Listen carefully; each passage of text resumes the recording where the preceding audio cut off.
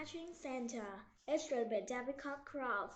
On Christmas Eve, the hoppers hung their stocking by the fire. They planned to stay awake until Santa Claus came. "What can we do to pass the time?" asked Fluffy Tailed. "One of us could tell a fairy tale," said Floppy Ears. "Why don't we make some popcorn?" said Speedy Legs. The hopper munched popcorn and waited for Santa Claus. 10 o'clock came, then 11 o'clock.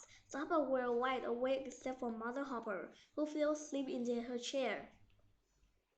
Then Speedy Legs said, "I hear something. It sounds like sleigh bells," said Floppy Ears. "It is Santa!" cried Fluffy Tailed.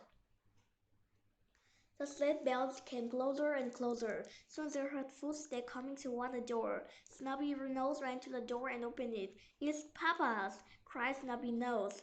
Sure enough, Papa Hopper was home late for getting a Hopper's ear present. He had sleigh bells on his hat and boots. "Merry Christmas, Hoppers," said Papa Hopper. He hugged all the Hoppers and sat in the chair next to the Mother Hopper. Snubby Nose hopped in his lap. "Did you see Santa Claus?" he asked. "Santa Claus," said Papa Hoppers. Sitting up, "Your Hoppers know that Santa won't come unless you're asleep."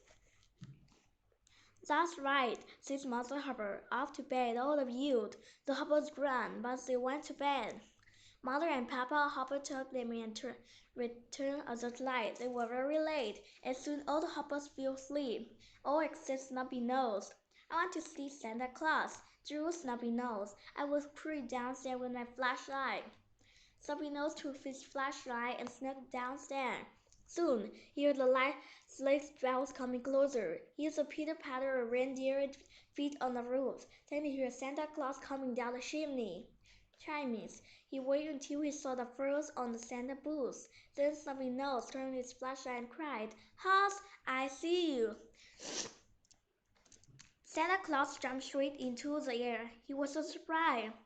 "Oh, what are you doing, Snubby Nose? You know you're supposed to be asleep."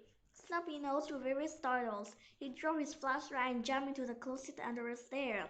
"I'm sorry I was bad," Snubby Nose said to himself. "I hope Santa doesn't put coal in my stocking."